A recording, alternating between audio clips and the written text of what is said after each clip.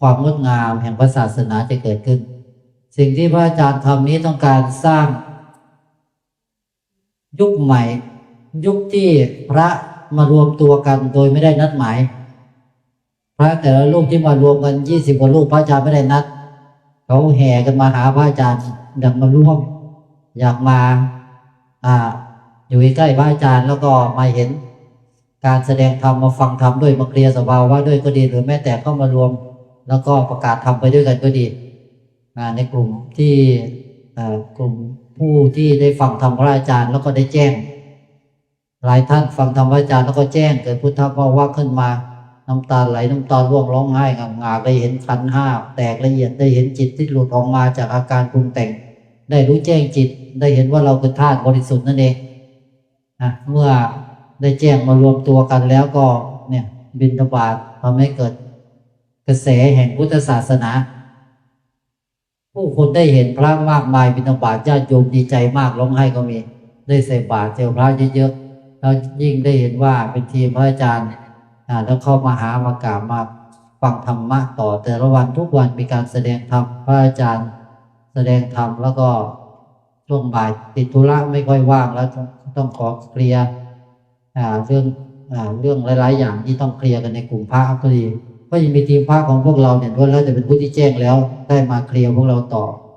ให้โอวาทให้ธรรมะพวกเราต่อยันเย็นยันดึกเลยขึ้นอยู่กับใครติดตรงไหนใครยังไม่แจ้งยังไม่เคลียร์ติดข้องตรงไหนมาคุยเคลียร์กันได้ทีมพระก็อยู่สแตนด์บายช่วยพวกเราเต็มที่เลยเพราะงั้นการมาครั้งนี้ใช้โอกาสที่มีอยู่ตอนนี้เอาให้เคลียร์นะใครยังติดยังข้องเอาให้เคลียร์กันอย่างที่บอกพระแต่ละรูปล้วนแล้วแต่ผ่านประสบการณ์การแสดงธรรมการสอนเพราะในกลุ่มพระอาจารย์มีการแสดงธรรมทุกวันปกติทุกท่านล้วนแล้วต้องมาหัดแสดงธรรมมาช่วยกันกระจายธรรมประกาศธรรมกันยังพระศาสนาให้บริบูรณ์สมบูรณ์นั่นเอง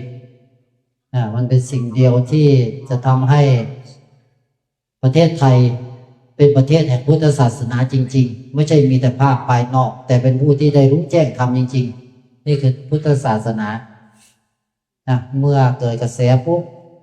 สังคมจะเปลี่ยนไปทุกคนจะเริ่มเห็นคุณค่าของธรรมะเพราะทุกวันนี้ไม่มีใครเห็นคุณค่าของธรรมะแล้วเห็นเป็นเรื่องสวดเรื่องเอาเงินซื้อเรื่องของการจะไปก็ต่อเมื่อ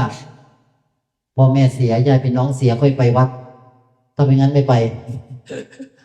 ไปเฉพาะตอนที่มีคนจำเป็นจริงๆเช่นซื้อรถใหม่สร้างบ้านใหม่ว่าพระพุทธศาสนาเป็นเรื่องสวดไปแล้วตอนนี้มันไม่ใช่เรื่องมรรคผลนิพพานแล้วเป็นเรื่องสวดไปวัดในเคสเดียวคือสวดเพราะงั้นนี่ก็เลยกลายเป็นว่าพระพุทธศาสนาเสื่อมนั่นเองจำเป็นจะต้องมาประกาศธรรมที่มันเป็นแก่นแท้แล้วประกาศให้โลกได้รู้เลยแหละว่าสิ่งที่เป็นพุทธศาสนาแท้ถูกบดบังพวกเราเปลี่ยนไปมากไม่ใช่ว่าพวกเราเปลี่ยนเพราะอะไรเพราะนี่แหละผู้ที่รู้แจ้งธรรมนี่แหละไม่นำธรรมที่รู้แจ้งมาประกาศธรรมแล้วมีแต่จะเอาแต่รูปแบบภายนอกเรียกว่ามีแต่เปลือกว่างั้นนะสุดท้ายก็เสื่อมไปเรื่อยเพราะไม่มีมรรคผลนิพพานพระพุทธศาสนาเป็นพุทธศาสนาได้ก็ต่อเมื่อมีมรรคผลนิพพานเพราะถ้าไม่มีมรรคผลนิพพานไม่มีสงฆ์เมื่อไม่มีสงฆ์ก็ไม่มีไตรสรณคมสงฆ์หมายถึงผู้ที่บรรลุธรรมถ้าไม่มีผู้บรรลุธรรมนั่นก็ไม่มีประโยชน์จะมีแต่สร้างวัดมามากมายก็ไม่มีประโยชน์เพราะไม่มีใครบรรลุธรรมมันก็เหมือนกับสร้างที่อยู่ที่อาศัยให้กับลัทธิหนึ่งซึ่งไม่ก่อให้เกิดมรรคผลนิพพานนั่นเองมีลัทธิมากมายนะที่สอนกันเต็มไปหมดเลยแต่ไม่มีมรรคผลนิพพานมีแต่เรื่องสวดมีแต่เรื่องคาถาอาคมมีแต่เรื่องปลุกเสกของขลังมีแต่เรื่องอะไรก็แล้วแต่ที่มันไม่เกี่ยวกับมรรคผลนิพพานเป็นเรื่องของพราหมณ์นะเพราะงั้นการที่จะยังพระศาสนาให้กลับมาบริบูรณ์สมบูรณ์จำเป็นจะต้องประกาศธรรมะแสดงธรรมะให้พวกเราได้ฟังเพราะถ้าไม่มีธรรมะพวกเราไม่เข้าวัดหรอกไม่เข้ามาทำไมมาฟังพระสวดภาษาบาลีพวกเราก็ไม่รู้ เมื่อไม่รู้อย่าว่าแต่พวกเราไม่รู้พระก็ไม่รู้เหมือนกันเพราะงั้นไม่ได้มันไม่ใช่เรื่องแบบนี้เรื่องมรรคผลนิพพานเป็นเรื่องของการเอาภาษามาคุยกันโดยด้วยภาษาไทยแหละพูดให้เข้าใจพูดให้ได้รู้ว่าพุทธศาสนาคืออะไรทีนี้การที่พระอาจารย์และทีมหมู่พระทั้งหลายได้สร้างการเที่ยวจาริกไปตามสถานที่ต่างๆในหมู่เพื่อนพระด้วยกันที่ท่านได้ฟังธรรมแล้วท่านแจ้งท่านเต็มหัวใจท่านก็นิมนต์แม้แต่ญาติโยมที่ฟังธรรมะพระอาจารย์อยู่ทุกจังหวัดเลยตอนนี้ก็ล้วนแล้วแต่เต็มหัวใจมากอยากให้พระอาจารย์ไปพระอาจารย์เมื่อไหร่จะมาจังหวัดชลบุรีเมื่อไหร่จะมาจังหวัดสระบุรีเมื่อไหร่จะมาจังหวัดชัยนาทเมื่อไหร่จะมาจังหวัดกำแพงเพชรภาคเหนือเมื่อไหร่จะมาภาคใต้เมื่อไหร่จะมาโอ้ยมีแต่คนอยากให้ไปแต่จะไปแล้วเนี่ยเรื่องที่พำนักไม่อยากให้เป็นแบบรูปแบบของการไม่ก่อให้เกิดประโยชน์เท่าไหร่เอาเป็นว่าอยากให้ไปในบริเวณที่มีวัดแล้วก็พระก็ไปพักได้แล้วก็ประกาศธรรมะได้พวกเราก็เข้ามาวัดได้ทำให้คนเข้าวัดมีวัดแต่ไม่มีใครเข้าวัดมีวัดทำไมเพราะงั้นเนี่ยวัดที่มีอยู่นี้จึงเป็นสถานที่ที่ทำให้คนเข้าวัดกันดีกว่าการที่ไปแต่ละจุดเนี่ยทำให้คนเข้าวัดมากขึ้นทำให้คนได้รู้ว่าโอ้นี่เหรอวัดวัดเป็นแบบนี้แหละเพราะพวกเราเริ่มไม่รู้จักวัดกันแล้วคนรุ่นใหม่ไม่รู้จักว่าวัดเป็นยังไงรู้แต่ว่ามันมีอะไรรูปสวยๆก็ถ่ายกันกลายเป็นแหล่งท่องเที่ยวแต่ไม่ใช่วัดละกลายเป็นแหล่งท่องเที่ยวไปแล้วมันจะเสื่อมไปเรื่อยแหละถ้าไม่พาเขาไม่เห็นความจริงมารู้จักว่าธรรมะคืออะไรทีนี้การทำหน้าที่ลักษณะนี้เป็นการประกาศศาสนาเป็นการพาคนเข้ากลับมาวัดอีกครั้งหนึ่งมาฟังธรรมเดี๋ยวจะเล่าเรื่องตัวจิตอีกครั้งหนึ่งให้ฟังต่อวันนี้ธรรมะละเอียดวันนี้จะพูดธรรมะละเอียดให้ฟังพวกเราไม่เคยได้ยินได้ฟังไม่รู้พวกเราจะเข้าใจได้หรือเปล่าไม่รู้ลองเงียบๆนะลูกนะ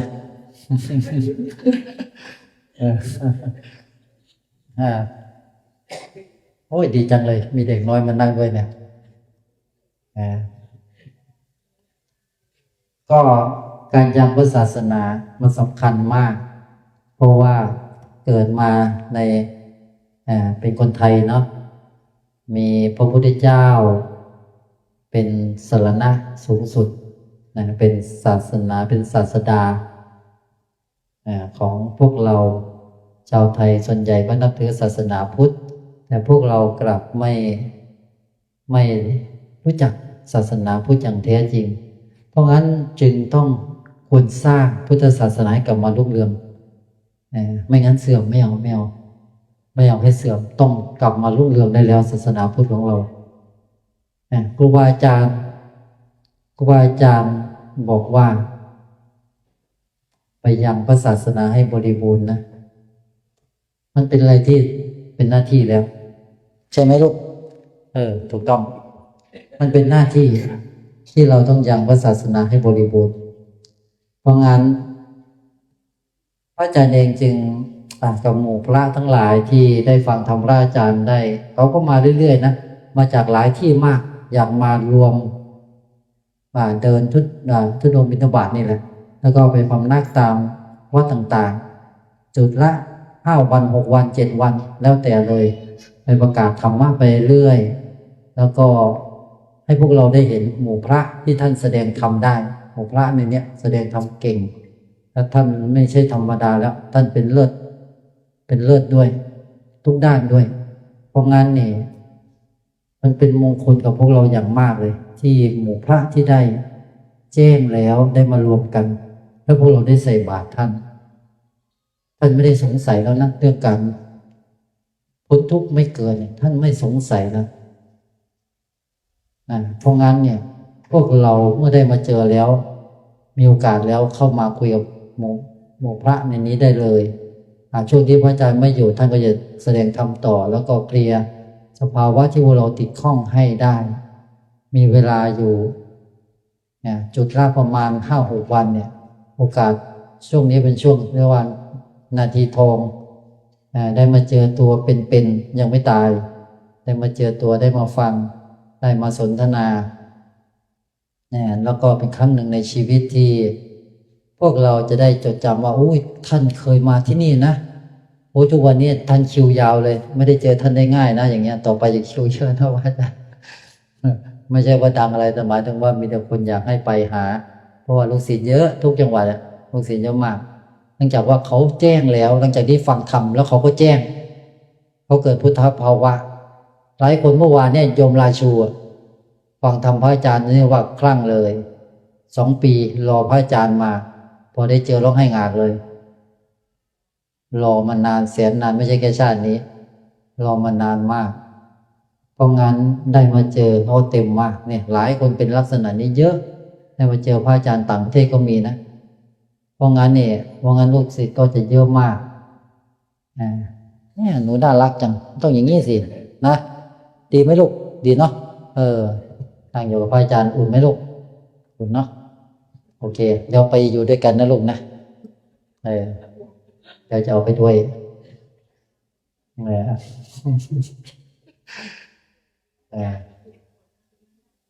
เมื่อพวกเราได้เห็นพระพุทธศาสนากับของพวกเราเจริญรุ่งเรืองคือมีคนเข้าวัดพวกเราได้ใส่บาตรกับพระที่ท่านได้แจ้งแล้วแล้วก็พวกเราติดข้องทุกข์หรือต้องการบรรลุมรรคผลพวกเราเข้ามาได้มาสอบถามมาเคลียร์มาทำความเข้าใจธรรมะพวกเราก็รู้แจ้งธรรมพวกเราก็รู้ว่าการพ้นทุกข์การไม่เกิดเป็นยังไงพวกเราก็เริ่มสอนลูกเป็นสอนเด็กน้อยเป็นพวกเราเป็นพ่อแม่สอนให้ลูกเห็นให้ได้นะว่าร่างกายนี้ไม่ใช่ร่างกายเราร่างกายนี้ไม่ใช่ร่างกายเรานะลูกรู้ไหมมันไม่ใช่ร่างกายเราลูกเอ๋ยมันเป็นเพียงภาชนะมันเป็นภาชนะลูกเราแค่มาอาศัยนะเป็นเพียงภาชนะที่เรามาอาศัยเราสอนเขาทุกวันความคิดที่อาศัยอยู่นี้ก็เป็นเพียงเครื่องมือที่เรามาอาศัยอารมณ์ก็เป็นเครื่องมือที่เราอาศัย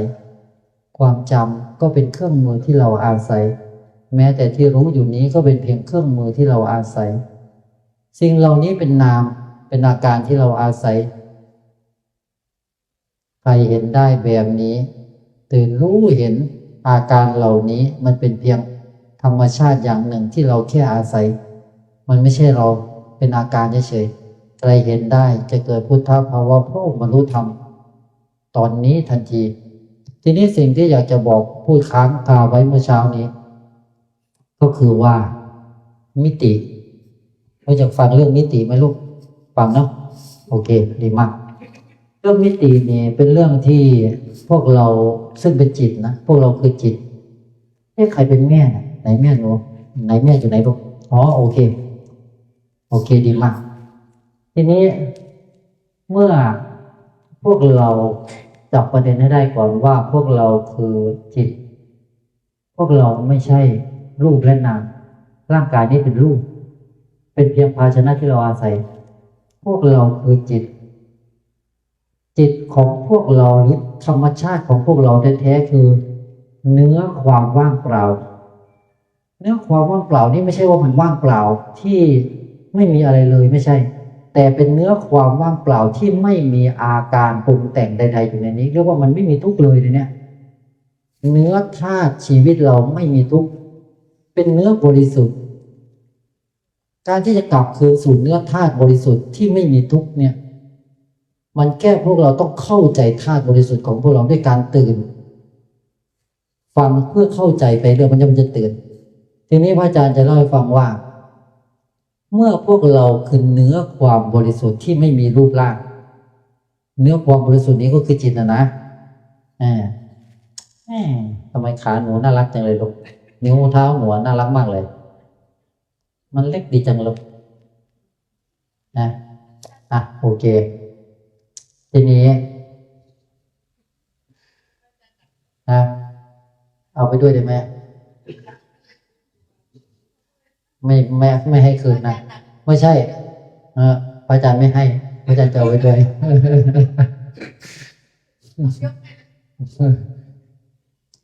ดีไหมลูกดีไหมดีเนาะดีตายทีนี้ เนี่ยหนูขึ้นเวทีแบบนี้บ่อยๆโตขึ้นหนูไม่ต้องกลัวแล้วหนูขึ้นเวทีสบายเลยนะเชื่อหลวงพ่อลูกไม่เรียกหลวงพ่อเรียกหลวงปู่เลยทุกคน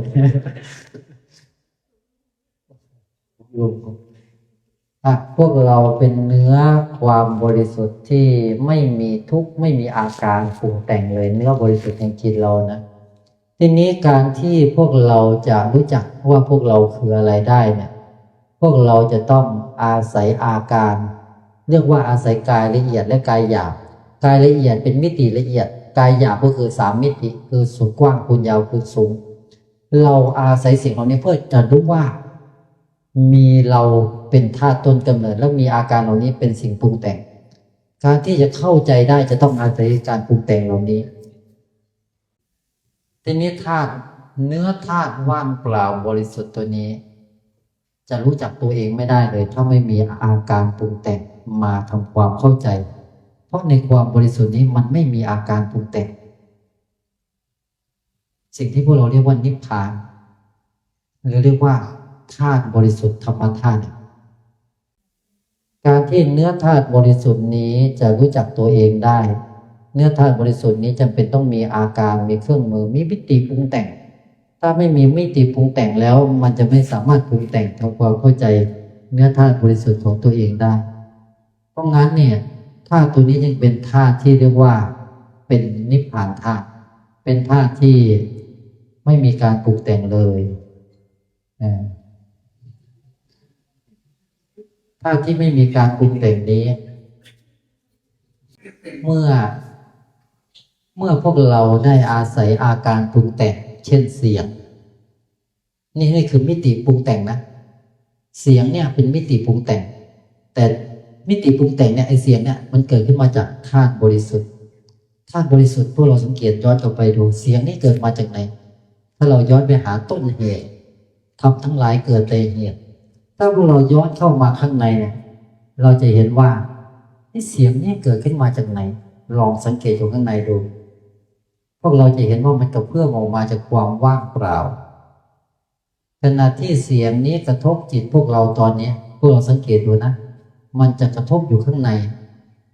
นจิตเราลองดูข้างในมันจะได้ยินอยู่ข้างในมันไม่มีหูข้างในแต่มันรับรู้ได้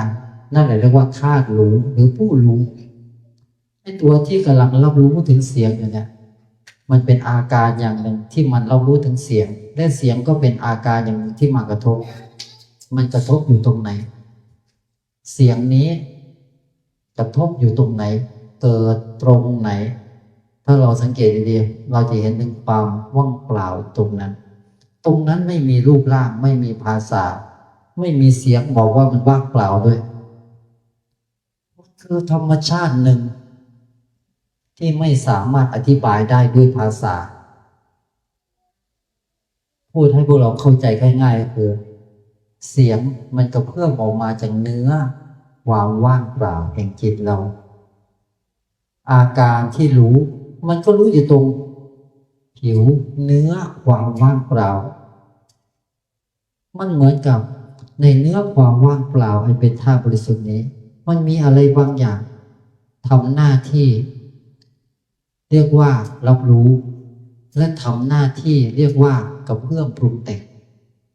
มันเกิดขึ้นมาจากธาตุบริสุทธิ์เพราะงั้นธาตุบริสุทธิ์นี้ไม่สามารถรู้จักตัวเองได้เลย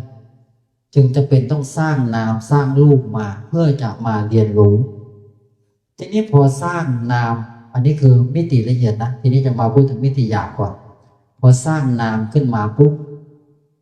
ธาตุบริสุทธิ์ของเราส่งกระแสมาอาศัยนามนี้แล้วสั่งการให้นามนี้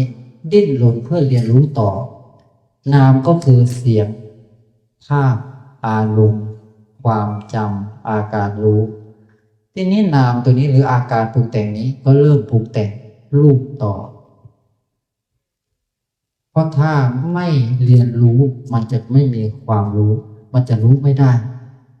พวกเราสังเกตนะธาตุบริสุทธิ์เราต้องอาศัยสิ่งเหล่านี้เพื่อเรียนรู้ถ้าพวกเราย้อนกลับไปดีพวกเราคือธรรมชาตินะที่ไม่มีรูปร่างเลย มันไม่สามารถรู้อะไรได้ด้วยตัวมันต้องอาศัยเครื่องมือถึงจะรู้ได้เช่นเหมือนที่พระอาจารย์อาศัยไมโครโฟนเนี่ยมันถึงจะสามารถสร้างเสียงดังๆได้พวกเราเข้าใจเนาะการอาศัยอย่างเงี้ยเขาเรียกว่าหาสรณะจิตมันต้องมีที่พึ่งมันต้องอาศัยที่พึ่งคืออาศัยนามเป็นเครื่องมือถ้าไม่มีนามสักอย่างจิตมันจะไม่มีองค์ความรู้เพราะงั้นจิตทุกดวงจึงต้องสร้างนามขึ้นมาเพื่อเป็นเครื่องมือในการเรียนรู้ตัวนี้มิติของมันนี่ละเอียดมากเลยเดี๋ยวจะพูดถึงมิติของมันต่อนะละเอียดมากไงนะทีนี้พอมันอาศัยพอพวกเราแหละเราอาศัยอาการปรุงแต่งนี้จะลืมนะคำว่าเราในที่นี้คือไอ้ตัวเนื้อความว่างเปล่าที่ไม่มีรูปร่างใสบริสุทธิ์มากพอพวกเราได้อาศัยอาการเหล่านี้นั่นหมายความว่าพวกเราไม่สามารถรู้จักตัวเราได้เราไม่สามารถรู้จักว่าเราคืออะไรเลยเพราะอะไรเพราะเราไม่มีรูปร่างเราจึงไม่สามารถรู้จักว่าเราคืออะไรแต่เราต้องอาศัยเครื่องมือมาบอกว่าเราคืออะไรเช่นอาศัยอาการรับรู้อยู่ตอนนี้เพื่อให้รู้ว่าที่รู้อยู่นี้เรานั่นแหละกำลังรู้ทีนี้ล่ะเราอาศัยรูปร่างแห่งอาการปรุงแต่งนี้เรียกว่ากายละเอียดเราอาศัยกายละเอียดเพื่อรับรู้หรือเรียกว่าตัววิญญาณตัวผู้รู้พอพวกเราอาศัยตัวผู้รู้นี้แล้วพวกเราก็จะไม่มีวันรู้จักตัวเราเองเลยพวกเราไม่อาศัยพวกเราก็ไม่มีวันรู้จักเราพวกเราอาศัยพวกเราก็ไม่มีวันรู้จักเราเช่นกันจนกว่าพวกเราจะวิวัฒนาการทวนกระแสมาเรียนรู้ว่าที่รู้นี้มันจะรู้หรือมันจะไม่รู้มันก็ไม่ใช่เราจนกว่าจะทิ้งสิ่งเหล่านี้พวกเราจึงจะเข้าใจความเป็นเราโดยอาศัยการเทียบเคียงเหมือนกับพวกเราจะรู้จักว่าเราคืออะไรได้พวกเราต้องไปมองกระจกแต่การมองกระจกครั้งแรกมันตัวอะไรวะเนี่ยมันจะตกใจอย่างแรงในการเห็นกระจกครั้งแรกจริงๆพวกเราเคยเป็นไหมเห็นเงาตัวเองครั้งแรกวิ่งหนีร้องไห้ด้วยวิ่งยังไงมันก็ไปกับเราไอ้เงาน่ะแล้วร้องไห้ไม่หยุดด้วยเพราะมันน่ากลัวมากเงาเคยเป็นไหมเด็กๆมีเด็กหลายคนนะมันกลัวเงาพระอาจารย์ก็เคยเป็นวิ่งหนีเงาตัวเองเมื่อไหร่มันแล้วก็ร้องไห้เมื่อไหร่เขาจะไปเมื่อไหร่เขาเป็นใครเนี่ยไม่อยากได้มันกลัวเงาเหมือนกันพวกเราอาศัยกระจกเพื่อเห็นว่าเราคืออะไรแต่ช่วงใหม่ๆเราจะยังไม่รู้ว่ามันเป็นใครไอ้สิ่งที่อยู่ในกระจกแต่พอเราเรียนรู้ไปไอ้นั่นคือเราเหรอมันคือการสะท้อนของเราเหรอพอเราได้เกิดความรู้แบบนี้ในวันหนึ่งที่เราไม่สนใจกระจกแล้ววันนั้นแหละคือวันที่เรารู้แจ้งว่าเราคือไอ้ตัวนี้ก่อนจะรู้จักว่าเราคืออะไรเราต้องเจอกระจกก่อนแรกๆเราจะไม่รู้เลยว่าเราหน้าตาเป็นแบบไหนเพราะเราไม่สามารถมองเห็นหน้าตัวเองได้นึกออกไหมเราจะไม่มีวันรู้จักเราถ้าพวกเราไม่เจอกระจกพวกเราเข้าใจเนาะไม่มีวันหรอกหน้าตาเป็นไงไม่รู้ใครจะไปรู้หรอกรู้ได้ไงถ้าถามหน้าตาเราเป็นยังไงพวกเราก็จะบอกใช่ไหมว่าหน้าตาเป็นงั้นแต่เราก็ยังไม่รู้เหมือนเดิมแหละว่าเราเป็นยังไงแน่ถูกไหมจนกว่าเราจะเห็นเองถูกไหมเหมือนกับพระอาจารย์บอกว่าจิตเป็นธาตุบริสุทธิ์มันไม่มีรูปร่างมันบริสุทธิ์มากไม่มีทุกข์เลยพวกเราคือธาตุบริสุทธิ์นี้พวกเราฟังพวกเราเข้าใจแต่พวกเราเห็นยังการฟังให้เข้าใจเนี่ยเรียกว่าปริยัติแต่การที่เราเห็นเองคือการปฏิบัติแต่พอเราเข้าใจแจ้งว่าเราคือตัวนี้เหรอนั่นคือปฏิเวทจิตยอมรับแล้วถึงตอนนั้นไม่ต้องมีพระอาจารย์ก็ได้ถูกไหมไม่ต้องมีเสียงธรรมพระอาจารย์ก็ได้เพราะพระอาจารย์เป็นเพียงผู้ชี้ว่าเราคือธาตุบริสุทธิ์เราก็ต้องเห็นเองว่าเราคือธาตุบริสุทธิ์จนจิตยอมรับว่าเป็นธาตุบริสุทธิ์เมื่อนั้นพวกเราไม่ทิ้งพระอาจารย์แล้วถึงแม้ว่าพระอาจารย์จะรักพวกเราแค่ไหนเราก็อย่าทิ้งเพราะพระอาจารย์ไม่มีคุณค่ากับพวกเราแล้วตรงนี้เข้าใจไหม มาศึกษาธรรมะเพื่อรู้แจ้งเมื่อรู้แจ้งเราก็ทิ้งธรรมเข้าใจไหมเพราะธรรมนั้นมันไม่มีประโยชน์มันเป็นเพียงเครื่องมืออย่างหนึ่งเพื่อให้รู้แจ้งแต่เริ่มอธิบายจิตอีกรอบหนึ่งนะพระอาจารย์พูดชัดมากนะเนี่ยผู้มีปัญญานะฟังพระอาจารย์แค่นี้แหละบรรลุธรรมจริงๆทีนี้พวกเราไม่มีรูปร่างพวกเรานึกภาพดีๆนะทำความเข้าใจดีเดี๋ยวจะพูดถึงมิติต่อก่อนจะไปเจอมิติเอาตัวนี้ก่อนพวกเราไม่มีรูปร่างเป็นเนื้อความว่างเปล่าอันบริสุทธิ์เนื้อธาตุเนื้อบริสุทธิ์เราเป็นเนื้อบริสุทธิ์ที่ไม่มีรูปร่างไม่มีทุกข์ไม่มีการปรุงแต่งเนื้อตัวนี้ไม่มีรูปร่างเมื่อพวกเราเข้าใจว่าพวกเราเป็นเนื้อความบริสุทธิ์ที่ไม่มีรูปร่างเราจึงไม่สามารถรู้ว่าเราคืออะไรได้เพราะมันไม่มีการปรุงแต่งเลยเราจะรู้จักเราได้ไงพวกเรานึกถึงของว่างๆมันจะรู้จักตัวมันเองได้ไงถ้ามันไม่มีลมมาอาศัยถ้ามันไม่มีสิ่งเปรียบเทียบมันจะรู้ไม่ได้เหมือนกับเราจะรู้จักตัวเราไม่ได้ถ้าพวกเราไม่มีกระจกเราจะไม่มีทางเห็นหน้าตัวเองได้เลยไม่มีวันเราจะไม่มีทางรู้ว่าหน้าตาเราเป็นแบบไหนเลยจนกว่าวันที่เราไปเจอกระจกการเจอกระจกครั้งแรกมันตกใจแล้วมันไม่รับไม่ได้ด้วยว่าไอ้นั่นคือใครไอ้ความตกใจเนี่ยมันกับเราพระอาจารย์บอกว่าพวกเราคือจิตคือธาตุบริสุทธิ์พวกเรารับไม่ได้พวกเราไม่มีทางรับมันได้เพราะเราไม่เคยรู้เรื่องนี้มาก่อนถูกไหมแต่พอเราลองฟังบ่อยๆสิจนพวกเราน้อมตามจนรู้แจ้งกันมาสิเราจะรู้โอ้เราทำไมโง่แบบนี้ฉันใด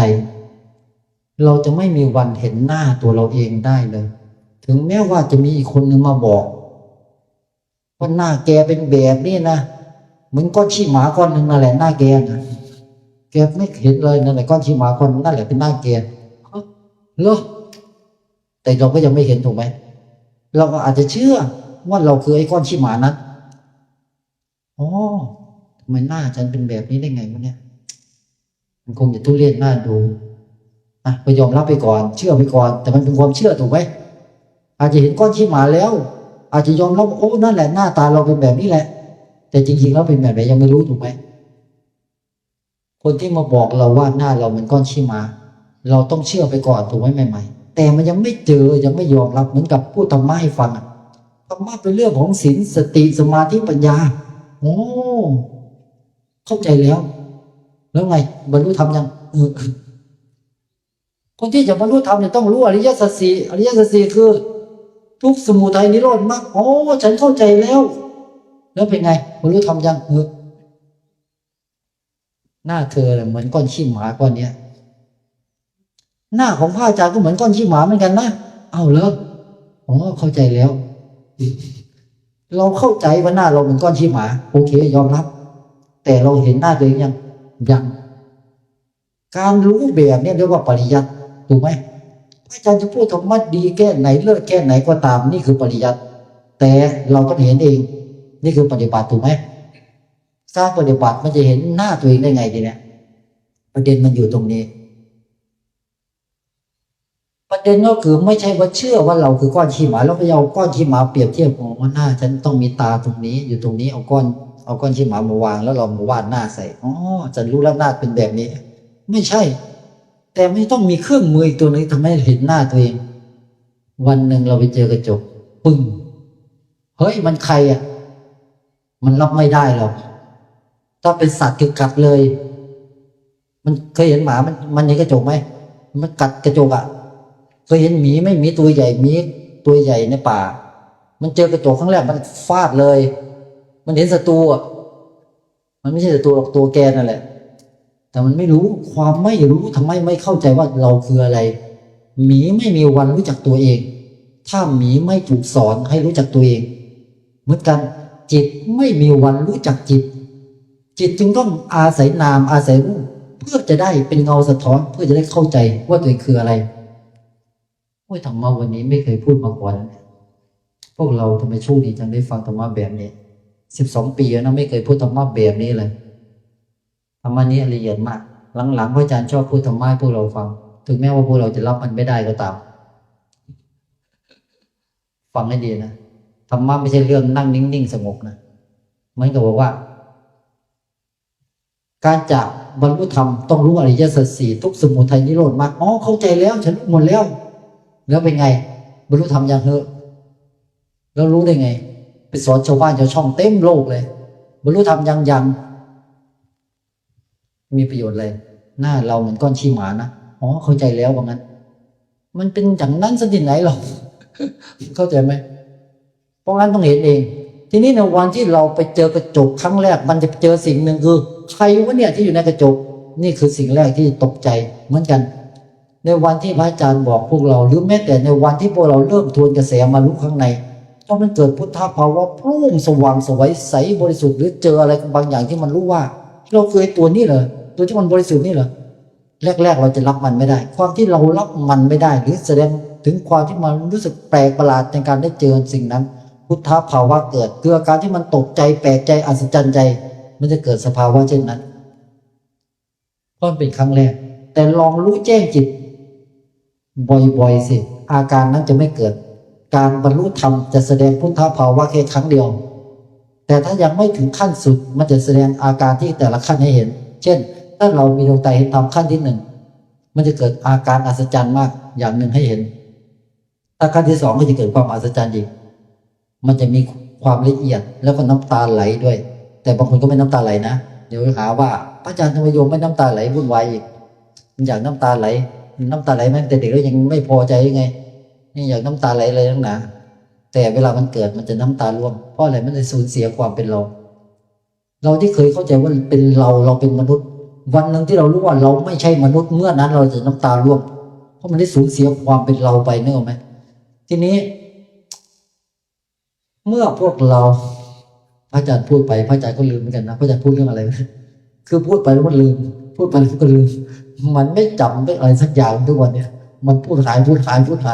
แล้วพูดถึงไหนแล้วไม่รู้เหมือนกันทีเนี้ยไปหมดเลย มันขำมากกับธรรมะเนี่ยเพราะมันไม่ยึดเลยมันไม่มีอะไรไปยึดมันไว้เลยมันปล่อยทิ้งอย่างเดียวจิตมันไม่เกาะมันไม่เกาะเลยมันสนุกมาก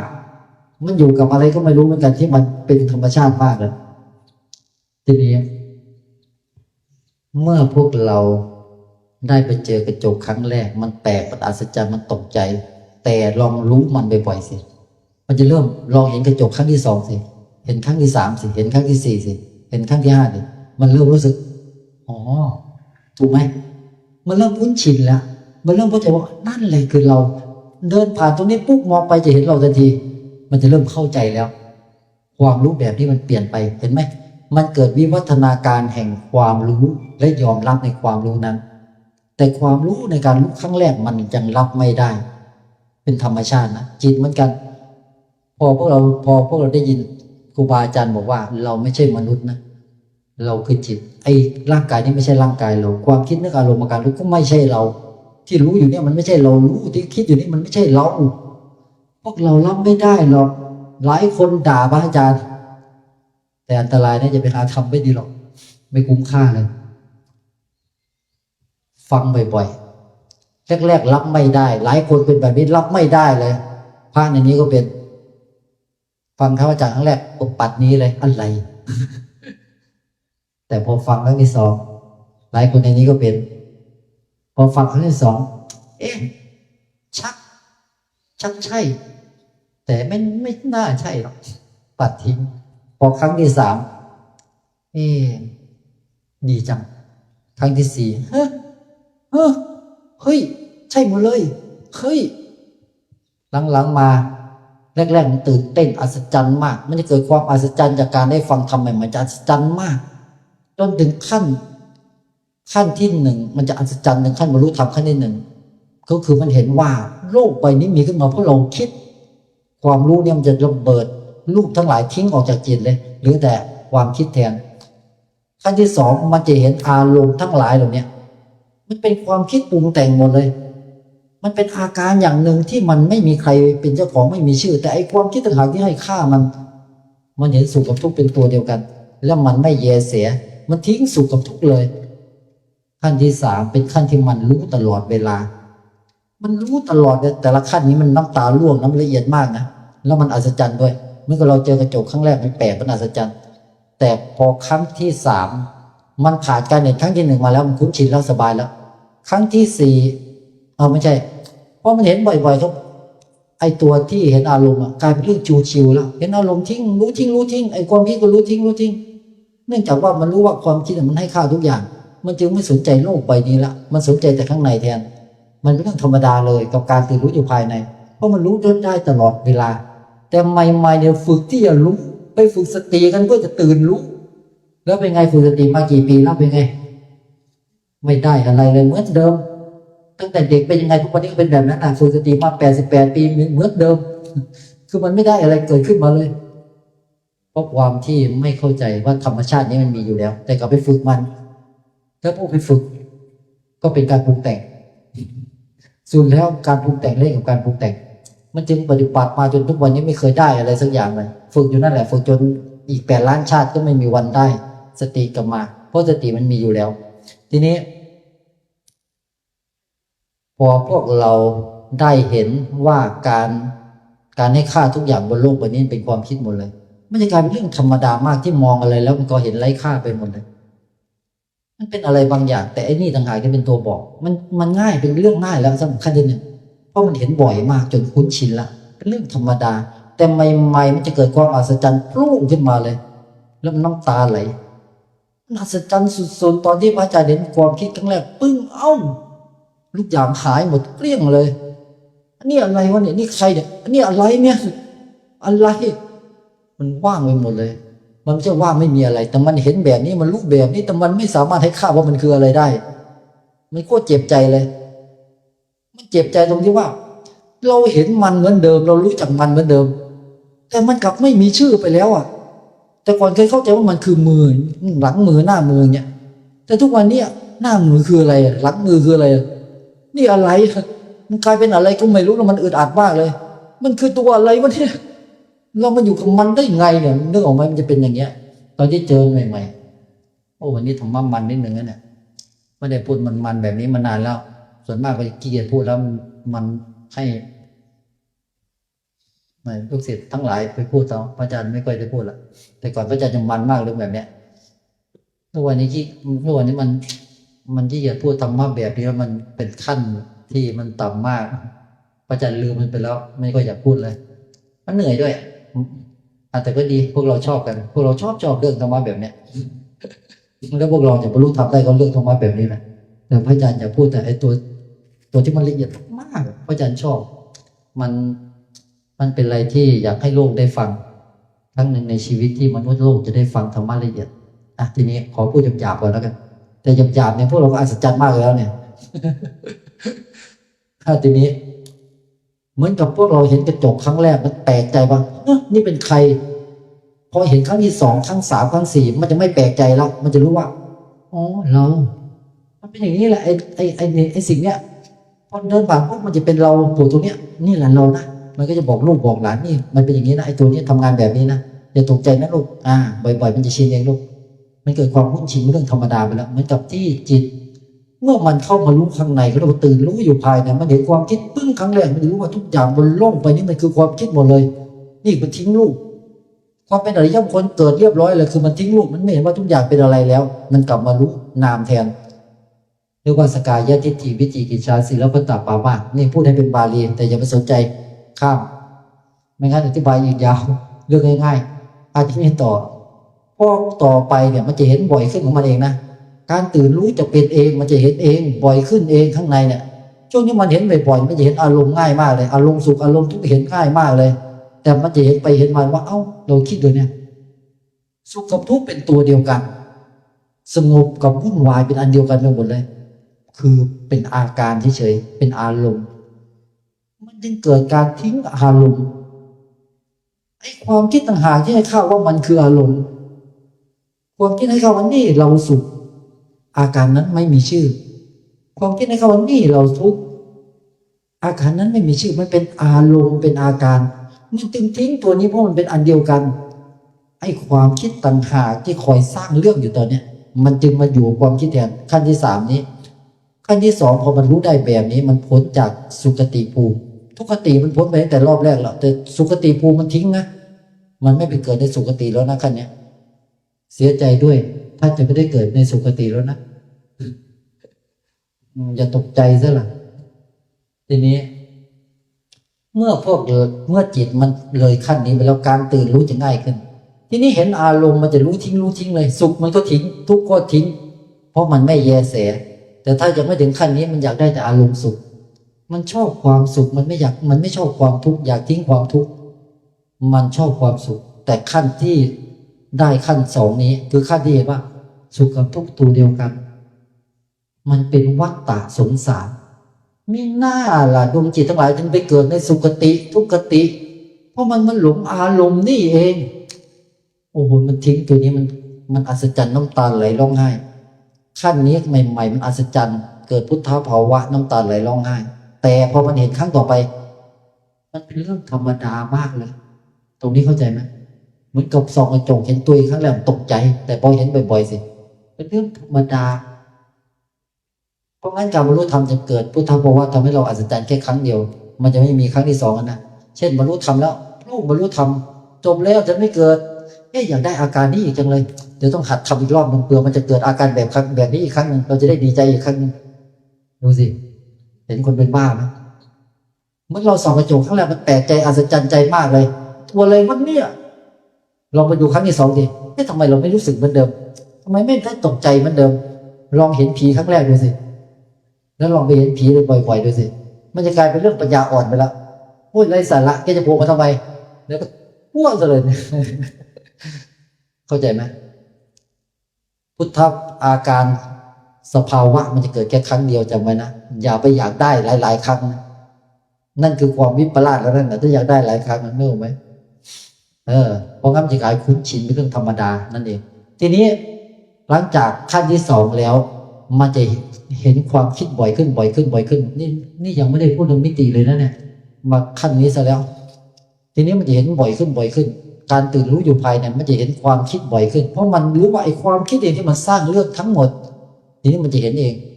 ไม่ต้องฝึกสตินะอย่าไปฝึกนะเพราะมันจะไม่มีเรามันมีแต่จิตมันจะเป็นเองเมื่อจิตมันเกิดความรู้ความเข้าใจมันจะจัดการเองตรงนี้เข้าใจให้ได้นะธรรมะเป็นเรื่องของธรรมชาติที่มันจะจัดการของมันเองขอเพียงให้ความรู้แก่ธรรมชาตินี้จิตเป็นธาตุชีวิตที่เป็นเนื้อบริสุทธิ์มันต้องการความรู้เมื่อมันมีความรู้เดี๋ยวมันจะจัดการเองเข้าใจนะทีนี้มันเห็นความคิดตลอดช่วงนี้มันเห็นความคิดตลอดเวลามันจะเกิดความอัศจรรย์มากขั้นนี้เป็นขั้นที่มีฤทธิ์มากนะพวกนี้เนี่ยขั้นนี้เนี่ยเป็นขั้นที่แบบโอ้ท่านฤทธิ์ก็ฤทธิ์สุดๆมีอภิญญามีฤทธิ์ทุกอย่างอยู่ขั้นนี้หมดเลยมันจะรู้ไปหมดและตัวรู้มันจะเด่นมันจะมีฤทธิ์มากไอ้ตัวรู้เนี่ยมันจะรู้ทุกสรรพสิ่งด้วยไอ้ตัวรู้ถ้ามันละเอียดมากๆจะรู้หมดเลยมันจะรู้เห็นความคิดรู้อยู่อย่างนั้นแหละมันเห็นความคิดละเอียดยิบจนมันไม่สงสัยเลยจนมันไปไหนมันก็เห็นความคิดปรุงแต่งมันเห็นอนิจจังทุกขังอนัตตาปรากฏสลายแต่มันยังไม่ใช่ตัวอนัตตาแท้นะมันเห็นความคิดปรากฏสลายมันเห็นจนน่ารำคาญใหม่ๆมันจะรำคาญมากเมื่อเราฟุ้งซ่านแต่มันมีความยินดีพอใจว่าโอ้ฉันเห็นแล้วฉันเห็นทำตลอดเวลาเลยเห็นมันปรากฏเองสลายปรากฏเองสลายมันเป็นของมันอยู่แบบนี้มันไม่ต้องไปปฏิบัติแต่มันเห็นได้ตลอดเวลาขี้โม้ขี้คุยขี้อวดตอนนี้ขั้นนี้มันขั้นขี้คุยมันขี้คุยหมดเลยแต่ขั้นหนึ่งขั้นสองขั้นสามโคตรขี้คุยเลยอวดเก่งด้วยขั้นเนี้ยโอ้ยใครจะมาเอาชนะยากมากนอกจากเจอครูบาอาจารย์เจ๋งๆฟาดไม่งั้นไม่ยอมมันไม่ยอมใครง่ายขั้นนี้มันอวดเก่งสุดๆบอกให้ขั้นอันนี้ย่อมคน3ขั้นเนี่ยบอกให้ทีนี้มันจะรู้ว่าอัตโนมัติจนมันรู้ว่าโอ้ฉันเห็นธรรมะตลอดเวลาโอ้ฉันเก่งฉันเก่งมากไม่มีใครเก่งเท่าฉันเพราะความเป็นอะไรอย่างนี้ฉันรู้หมดแล้วมันทำงานยังไงฉันรู้หมดมันอย่างที่บอกกับขี้คุยมากจนมันเห็นว่ามันทำไมไม่ทุกข์เลยเห็นความคิดมากๆทำไมมันไม่เครียดเหมือนแต่ก่อนพวกเราลองเห็นความคิดบ่อยๆสิมันจะเป็นเหมือนโรคประสาทเคยเป็นโรคประสาทไหมแล้วกินยานอนหลับเพราะมันไม่ยอมหยุดคิดสักทีนั่นแหละขั้น3เป็นแบบนั้นเป็นขั้นที่มันเห็นความคิดตลอดเวลาเลย ถ้าเราไม่เข้าใจมันจะเป็นโรคประสาทแต่ถ้าเราเข้าใจมันจะเกิดความรู้ มันจะเกิดความรู้ว่าธรรมชาติที่มันอย่างเงี้ยปรุงแต่งเงี้ยโอ้ทำไมมันบริสุทธิ์จังทำไมมันสงบจังยิ่งเห็นยิ่งสงบมันจะเห็นเท่าทันทุกขณะเลย มันจะคิดมาเป็นล้านครั้งต่อหนึ่งเสี้ยววินาทีแต่เราเห็นมันหมดเห็นมันทุกขณะทุกเสี้ยวขณะสมมติปั่น1,000,000เรื่องใน1เสี้ยววินาทีปั่นเรื่องราวมา1,000,000เรื่องเราเห็นทุกเรื่องมันเห็นทุกเสี้ยวขณะเลยมันสงบเหมือนเราเข้าไปในมิติแห่งความละเอียดนั้นแล้วมันโผล่มาที่จะใช้ให้เราเห็นอย่างเงี้ยแต่ถ้าเราย้อนออกมาโอ้โหโคตรเร็วเลยมันคิดแบบปั่นมหาศาลเหมือนการเวลามันเปลี่ยนไปนะมิติแห่งเวลามันละเอียดกว่ากันมากมันจะต่างกันพอเราเข้าไปอยู่กับมันละเอียดลงไปละเอียดลงไปกับมันคือเราเป็นหนึ่งเดียวกันกับมันมันจะกลายเป็นเดี๋ยวมันจะเข้าไปสู่ตอนที่ไม่มีมิติแล้วนะเข้าไปสู่จิตตัวจิตมันจะไม่มีมิติไม่มีการเวลาด้วยแต่มันกำลังจะเริ่มเข้าไปแล้วเมื่อเห็นความคิดบ่อยๆเข้าบ่อยๆเข้ามันจะคล้ายกับตัวรู้ตัวเนี้ยมันจะเข้าไปรู้อยู่กับมันเลยคู่กันอย่างเงี้ยไปด้วยกันอย่างเงี้ยไอ้สองตัวเนี้ยมันจะไปคู่กันไม่จะทำงานพร้อมกันไอ้นี่เป็นตัวคิดไอ้นู่นเป็นตัวรู้มันจะไปพร้อมกันเหมือนพี่กับน้องมันจะไปด้วยกันเลยไอ้นี่มันจะละเอียดเป็น1,000,000ครั้งต่อวินาทีก็ตามแต่เนี่ยก็จะรู้เท่า1,000,000ครั้งต่อวินาทีมันเป็นช่วงเวลาเดียวกันขณะเดียวกันความรู้ทุกอย่างมันบริบูรณ์พร้อมกันไปไงมันเหมือนกับว่าทำไมมันเห็นชัดมากเลยมันคิดอะไรมันก็เห็นหมดอย่างเงี้ยคำทุกขณะทุกภาษายิ่งคิดละเอียดเท่าไหร่มันยิ่งสงบพวกเราอยากหนีความคิดเพื่อไปอยู่ความสงบใช่ไหมแต่นี่ยิ่งคิดยิ่งปรุงมากเท่าไหร่ยิ่งสงบพวกเราเห็นความแตกต่างไหมคนที่ยังอยากหนีความคิดไม่อยากคือไม่อยากเห็นมันคิดไม่อยากให้มันคิดเลยมันคิดมากเลยยิ่งเกลียดมันอยากไปอยู่ความสงบมากกว่าอันนี้พวกหนีธรรมไม่อยู่กับธรรมแบบนี้เรียกว่าสมถะเรียกว่าสมาธิพวกนี้เป็นพวกที่แบบเรียกว่าพราหมณ์สิ่งที่จะได้คือมืดบอดและที่ไปคือหม้อนรกจริงแค่ไหนก็ลงหม้อนรกบอกให้จริงๆหลุดออกจากพรหมเมื่อไหร่ดิ่งลงหม้อนรกทันทีไปฝึกบ่อยๆสิอย่าคิดว่าตัวเองเก่งนั้นได้ฌานลงหม้อนรกได้สมาธิลงหม้อนรกบอกให้เพราะมันจะไม่มีปัญญาเลยพระอาจารย์กำลังจะพูดถึงตัวปัญญานะที่พระอาจารย์พูดถึงปัญญาถ้ามีปัญญามันจะไม่เป็นแบบนั้นมันจะไม่หนีแต่มันจะอยู่กับการปรุงแต่งเลยมันจะกลายเป็นอันเดียวกันกับการปรุงแต่งไปเลยนะทีนี้ช่วงที่แบบเนี้ยช่วงที่มันปรุงแต่งมากๆแบบเนี้ยไอ้ตัวรู้เนี้ยมันรู้ไม่ทันมันเหมือนเราอยู่เฉยแต่ตัวนี้มันเร็วมากไอ้ความคิดมันเร็วมากมันปั่นปรุงแต่งเร็วมากเลยเราอยู่เฉยเราไม่ทันมันนึกไหมมันจะเกิดโรคประสาทคือความเครียดคือมันทำไมฟุ้งซ่านแบบนี้มันไม่ฟุ้งซ่านดูดีๆทีนี้พอมันเห็นความคิดแบบนี้บ่อยๆว่าไอ้ตัวรู้ตัวเนี้ยมันทรงตัวรู้อยู่มันรู้ว่าไอ้นั่นมันเป็นอย่างนั้นแหละมันเป็นของมันอยู่แบบนั้นคือมันปรุงอยู่อย่างแบบนั้นแหละมันเป็นของมันอยู่แบบนั้นเป็นอาการอย่างหนึ่งที่มันเป็นอย่างนั้นเราไม่ต้องไปอยู่กับความหมายมันแต่ให้รู้ว่ามันเป็นอย่างนั้นทีนี้เมื่อมันรู้แบบนี้ปุ๊บมันจะเกิดความรู้อีกแบบหนึ่งว่าโอ้มันเป็นอย่างนี้นี่เองมันจึงไม่ได้ไปสนใจว่ามันจะปรุงอะไรมากมายแค่ไหนแต่มันสนใจว่ามันเป็นเพียงสิ่งใดสิ่งหนึ่งปรากฏให้รู้มันจะเกิดความรู้แบบนี้ทีนี้ไอ้ตัวรู้กับไอ้ตัวคิดทีนี้มันจะคิดละเอียดลงไปเรื่อยๆไอ้ตัวรู้ก็ตามรู้ลงไปเรื่อยมันจะรู้คู่กันอย่างเงี้ยยิ่งคิดละเอียดทำไมมันสงบทำอะไรก็แล้วแต่ทำไมมันเห็นความคิดตลอดทำไมมันไม่ฟุ้งซ่านทำไมมันเบาทำไมมันโล่งทำไมมันละเอียดมันเกิดความสงบท่ามกลางความคิดปรุงแต่งอยู่ที่ไหนเห็นเขาวุ่นวายทำไมเราสงบจังในนี้เคยเป็นโดนเรียกว่าผู้หลักผู้ใหญ่ต่อว่าเป็นปืนM2แล้วบุ้งใส่เลยทำไมเราจิตเรามันนิ่งจังทำไมมันสงบจังเขาว่ามาเลยเต็มที่เลยแต่ข้างในนิ่งจิ๊บโอ้แจ้งขึ้นมาเนี่ยหลายท่าน ที่มาหาพระอาจารย์อัศจรรย์ในหัวใจตัวเองปฏิบัติมาทั้งชีวิตไม่เคยเป็นฟังธรรมะพระอาจารย์เข้าไปเปลี่ยนเป็นคนละคนเลย จิตเปลี่ยนพูดมาเถอะแต่ข้างในนิ่งกิ๊บทำไมมันสงบจังทำไมมันไม่เข้ามาหาเราเลยอะไรก็ทำให้มาเลยทำไมมันสงบทำไมมันโล่งทำไมมันเบานี่คือลักษณะที่จิตละเอียดทีนี้ยิ่งคิดมากเท่าไหร่มันยิ่งรู้ตามมันไปเนี่ยช่วงแรกๆที่เห็นว่าความคิดมีมากมายมหาศาลแล้วเรารู้ไม่ทันใช่ไหมแต่คราวนี้ไม่ใช่ความคิดมันเหมือนกับว่ามันช้าลงแต่เราเริ่มรู้เท่าทันมันทุกขณะเลยจนถึงขั้นว่ามันรู้เท่าทันไปด้วยกันตลอดเลยมันเหมือนกับว่ามันคิดขึ้นมาปึ้งอ๋อเราคิดตัวใหม่คิดขึ้นมาปึ้งอ๋อมันเห็นชัดๆเด่นๆอย่างนี้เลยเหมือนฝนตกแต่เราเห็นมันทุกเม็ดอ่ะเห็นเม็ดฝนทุกเม็ดมันไม่ฟุ้งซ่านแต่มันเห็นแล้วมันละเอียดแล้วมันสงบลงไปเรื่อยๆความคิดจะมาเหิมมาเลยเต็มที่แต่มันรู้เท่าทันละเอียดลงละเอียดลงละเอียดลงละเอียดลงจากที่เป็นประโยคมันจะกลายเป็นคำเดียวเช่นจากแล้วก็หายได้แล้วก็หายมันยังไม่คุยเป็นภาษามนุษย์เลยได้ไอเสียงเลยมันยังไม่เป็นประโยคอ่ะพอโผล่ขึ้นมาจะเอาอะไรหายไปแล้วจะพูดอะไรเนี่ยนึกออกไหมพวกเราเรียกมันว่าสติมีกำลังไปฝึกสติจนสติมีกำลังมันไม่ได้มีกำลังอะไรหรอกมันเรียกว่าจิตมันมีปัญญา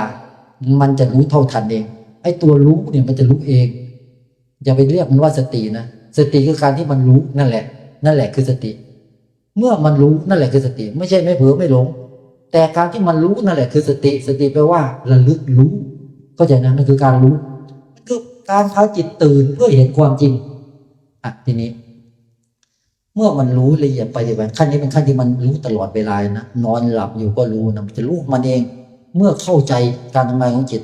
จงตื่นรู้เลยเห็นอาการมันไปเรื่อยแล้วมันจะรู้มันเองอัตโนมัติเมื่อเราดูกระจกครั้งแรกมันจะตกใจแต่ดูบ่อยๆเหอะมันจะเริ่มเป็นเรื่องธรรมดาแล้วมันจะเห็นเป็นปกติเลยจิตเหมือนกันเมื่อมันได้รู้บ่อยๆแล้วมันจะรู้ของมันเองแต่มันจะรู้เองก็ถึงมันเข้าใจนะมันจะทำงานเองนะแต่ถ้ามันไม่เข้าใจมันจะไม่ทำงานเองความเข้าใจเป็นตัวกระตุ้นทำให้ธาตุชีวิตเราดำเนินเองปล่อยวางเองพ้นเองตรงนี้เข้าใจไหมการฟังธรรมมันจึงเป็นเหตุให้บรรลุธรรมเป็นข้อที่สำคัญที่สุดคนสอนจะต้องสอนไล่ลำดับเพื่อให้เราน้อมตามจนเข้าใจแล้วจิตมันเข้าใจแล้วมันจะดำเนินเองเข้าใจนะมันไม่ใช่เอาร่างกายไปปฏิบัติเหมือนที่พวกเราเข้าใจนี่มันมนุษย์อันนี้มันกายหยาบเป็น3 มิติแต่พระอาจารย์กำลังพูดถึงการพ้นออกจากมิติทีนี้ต่อครับพูดไปชักเริ่มมันพวกเราสนุกเต็มไปเลยมันมากเลยหูผึ่งเลยตอนเนี้ยทีนี้พอไอตัวคิดเนี่ยมันคิดมากๆแล้วไอตัวรู้เท่าทันไปพวกเราจะเกิดความรู้อย่างหนึ่งคือเหมือนกับพวกเราเข้าไปในมิติไม่ใช่สิเรียกว่าออกจากมิติแห่งการเวลาการที่พวกเราจะกลับคือสุดธาตุต้นกำเนิดที่ไม่มีมิติได้จิตมันจะต้องดำเนินทวนกระแสเข้าไปข้างในมันจะไม่ส่งออกนอกถ้าเราส่งออกนอกมันจะเจอมิติต่างๆที่เป็นมิติหยาบที่มีการเวลาด้วยแต่พวกเราจะพ้นจากมิติพวกเราต้องเข้ามาข้างในเราจะเห็นมิติที่ละเอียดมันละเอียดมากแต่จริงๆแล้วพอไปเห็นมันจริงๆมันกลับเป็นเหมือนทุกอย่างที่เราเห็นนี้แหละมันเป็นอะไรบางอย่างปรากฏชัดๆจากไปชัดๆปรากฏชัดๆผ่านไปชัดๆอย่างเงี้ยแต่ถ้าเราไม่เห็นมันเลยมันจะเร็วมากเร็วจนเราไม่สามารถรู้ว่ามันเร็วมันกลายเป็นอันเดียวกันไปเลยมันเร็วมากเหมือนกับตอนที่เราอยู่ในโลกมนุษย์การเวลามันมีวันเดือนปีใช่ไหมลองออกจากโลกมนุษย์ไปอยู่ในดาวดวงอื่นดูดิแล้วลอยออกไปนอกดาวดวงอื่นดูเราใช้เวลาอยู่นอกโลกประมาณ1 วันแต่ลองอยู่ในโลกกันดิมองเข้าไปในโลกมันผ่านไปแล้ว2 ปีตรงนี้พวกเราเข้าใจกฎแห่งธรรมชาติตัวนี้ไหมกฎแห่งมิติเวลาพระอาจารย์จะพูดให้มนุษย์เขาเข้าใจยังไงดีเอาเรื่องจิตนี่แหละเพราะมนุษย์เข้าใจตรงนั้นไม่ได้เอาเป็นว่าเอามิติของจิตดีกว่าตัวจิตมันไม่มีมิติไม่มีการเวลาการที่ตัวจิตมันหดกระแสเข้ามาเขาเรียกว่าไม่ส่งจิตออกนอกนะเมื่อพวกเราส่งจิตออกนอกพวกเราจะไปติดในมิติแห่งการเวลาและมิติแห่งความละเอียดและความหยาบ แต่ถ้าพวกเราหดตัวเข้ามาตัวจิตนั้นหดกระแสเข้ามาหดเข้ามาหดเข้ามาจนมันทิ้งนามทิ้งรูปมันทิ้งทุกอย่างบนโลกใบนี้เหมือนที่อาจารย์บอกว่าพอเราเห็นความคิดปึ้งมันทิ้งโลกใบนี้หมดเลยรูปกลายเป็นอนัตตาทันทีแล้วมันหดเข้ามาข้างในมันเริ่มทิ้งอารมณ์มันไม่ยึดอารมณ์แล้วหดเข้ามาข้างในอีกมันจะเริ่มทิ้งมโนภาพหดเข้ามาข้างในอีกเริ่มทิ้งความทรงจำหดเข้ามาข้างในอีกมันจะทิ้งเสียงแล้วนะทีเนี้ยมันจะไม่มีเสียงละหดเข้ามาข้างในอีกมันจะทิ้งตัวที่มันรู้อยู่เนี่ยหดเข้ามาข้างในสุดไม่เหลืออะไรเลยมีแต่ความบริสุทธิ์ตรงนี้ไม่มีเวลาตรงนี้ไม่มีมิตินี่คือจิตนี่คือธาตุต้นกำเนิดเมื่อธาตุต้นกำเนิดได้มารู้จักตัวเองมันจึงรู้แจ้งขึ้นมาว่าเราคือความบริสุทธิ์เราไม่ใช่มิติแห่งนามและรูปนี้มันจึงทิ้งทั้งหมดเลยพุทธภาวะเกิดอัศจรรย์มากครั้งแรกครั้งเดียวพอได้แบบนี้เราอยากได้อีกครั้งหนึ่งไม่ได้แล้วนะหลังจากนี้มันจะเข้าใจแบบนี้ตลอดเลยมันจะคุ้นชินกับการเข้าใจแบบนี้มันจะเข้าใจแบบมันง่ายๆเลยมันเห็นความคิดเป็นอะไรบางอย่างมันไม่สนใจมันจะละเอียดแค่ไหนมันก็ไร้ค่ามันจะหยาบก็ไร้ค่าละเอียดก็ไร้ค่าเพราะมันรู้แจ้งแล้วว่ามันไม่ใช่สิ่งใดๆพวกเราเข้าใจยังการบรรลุธรรมเพราะงั้นการที่จิตได้มารู้แจ้งในธรรมธาตุของตัวเองมันจึงทิ้งหมดเลยข้างนอกแต่แรกทิ้งร่างกายข้างนอกก่อนเมื่อพวกเราทิ้งเปลือกก่อนต่อไปก็ทิ้งเนื้อผลไม้ทิ้งไปให้หมดเนื้อมันจะเหลือแต่เมล็ดเราคือเมล็ดเราจึงมารู้ว่าเราคือเมล็ดเราไม่ใช่เนื้อและเปลือกฉันใดพระพุทธเจ้าจึงสอนว่าหลังจากที่พระองค์ได้รู้แจ้งจิตแล้วพระองค์จึงสอนว่ารูปนามไม่ใช่เรามันไม่ได้มีตัวตนอยู่จริงเราได้เห็นแล้วได้แจ้งแล้วจงน้อมตามจงสังเกตตามเนี่ยพระองค์จึงพยายามบอกว่าร่างกายเนี่ยถ้ามันเป็นเราจริงมันก็ไม่แก่ไม่เจ็บไม่ตายถูกไหมมันหายใจเองไม่เห็นเรื่องไงมันหัวใจเต้นเองไม่เห็นเรื่องไงกระเพาะมันจ้อยเองไม่เห็นเรื่องไงลำไส้ทั้งหลายมันทำงานเองหมดเลยไม่เห็นเรื่องไงมันเป็นเราตรงไหนนี่พูดแบบหยาบๆแต่ถ้าเราพูดแบบพูดในปัญญาสังเกตอยู่ข้างในดูสิร่างกายนี่มีขึ้นมาเพราะอะไรเพราะเราคิดไอ้ความคิดเนี่ยมันเป็นจิตตสังขารเป็นอาการจิตเป็นนามเพราะนามนี่เองให้ค่ารูปเนี่ยมันจะเข้าใจแบบนี้แล้วพอเข้ามาข้างในต่อเรื่อยๆจนเราทิ้งนามด้วยเราจึงจะรู้ว่ามันไม่มีอะไรเป็นเราเลยพระเจ้าจึงบอกรูปนามไม่ใช่เราขันธ์ห้ามันไม่มีอะไรเป็นเราหรอกเราไม่ได้มีรูปร่างเราไม่ใช่กายหยาบและเราก็ไม่ใช่กายละเอียดเราคือธาตุต้นกำเนิดเป็นธรรมธาตุเป็นธาตุตัวหนึ่งที่ไม่มีรูปร่างเลยทีนี้เหลือเวลาอีกครึ่งชั่วโมงนี่ขนาดพูดเรื่องนี้นะยังไม่ได้มิตินะมิติยาวกว่านี้มากใช้เวลา8 ชั่วโมงยังไม่หมดเลยนะมิติเนี่ยพวกเราจะรอดไหมเนี่ยจะฟังไหวไหมเนี่ยนี่พระอาจารย์พูดแบบเร็วๆนะมิติมาสักคนท่านไล่แบบละเอียดดีโอ้ยตายเนี่ยพระอาจารย์พาพวกเราไปดูว่าจิตเนี่ยเมื่อพวกเรารู้เท่าทันความคิดไปเรื่อยมันจะวิ่งไปคู่กันจนมันเห็นว่าอย่างเงี้ยขั้น3นะที่มันปั่นตลอดเวลาเนี่ยมันจะเห็นความคิดจากเป็นประโยคเป็นคำเดียวใช่ไหมมันเร็วมากพอมันเริ่มท่าจะคิดปึ้งตัวรู้มันรู้ปั๊บมันก็ทิ้งปั๊บเลยบอกให้มันไม่ทิ้งก็ไม่ได้มันทิ้งทันทีเลยมันอยู่ไม่ได้ทำไมมันถึงไม่คิดต่อถามคำถามทำไมเมื่อเราเห็นความคิดปึ้งเช่นเราจะบอกว่าจะไปตลาดซื้อก๋วยเตี๋ยวมันคิดแบบนี้ว่าจะไปตลาดซื้อก๋วยเตี๋ยวพอมันว่าจะอะไรเกิดอะไรขึ้นกำลังจะพูดว่าจะไปตลาดซื้อก๋วยเตี๋ยวทำไมมันหายไปไหนคำว่าจะไปตลาดซื้อก๋วยเตี๋ยวหายไปไหนมีแต่คำว่าจะแล้วก็หายมันตกใจจิตมันไม่เคยเจอว่าตัวเองเป็นแบบนี้มาก่อนปกติมันคิดปุ๊บมันต้องคิดเป็นประโยคก่อนมันถึงจะเกิดเรื่องราวใช่ไหมว่าจะไปตลาดซื้อก๋วยเตี๋ยวแล้วมีภาพตามมาแล้วอารมณ์ก็ตามมาต่อแต่พอมันบอกว่าจะเอ้าอะไรแกเป็นอะไรเนี่ยมันเปลี่ยนไปชีวิตเราเปลี่ยนไปเราเริ่มรับไม่ได้แล้วเฮ้ยทำไมชีวิตเราเปลี่ยนไปคืออะไรเนี่ยความรู้แบบนี้มันเกิดขึ้นน้ำตาแตกน้ำตาไหลบรรลุธรรมแต่เป็นขั้นที่3อยู่นะเป็นขั้นที่มันเรียกว่าขั้นนี้เป็นขั้นที่มันไม่เรียกชื่อมันแล้วกันเอาเป็นว่าเป็นขั้นที่มันละเอียดมากมันจะเห็นแบบละเอียดแบบเนี้ยแต่มันมีละเอียดกว่านี้ด้วยนะจะไปตลาดซื้อก๋วยเตี๋ยว จากมันเห็นชัดๆอย่างนี้เลยนะแล้วมันตกใจมากทำไมมันไม่พูดแล้วเราจะไปซื้อก๋วยเตี๋ยวได้ไงทีแรกถ้ามันไม่พูดอ่ะนึกออกไหมมันไปซื้อก๋วยเตี๋ยวไม่ได้เพราะมันไม่ได้บอกให้ไปมันกลายเป็นว่าเราไม่ไปกินก๋วยเตี๋ยวก็ได้นึกออกไหมมันไปไม่ได้เพราะจิตไม่ได้บอกให้ไปจิตมันกินก๋วยเตี๋ยวไม่ได้ใช่หรือไม่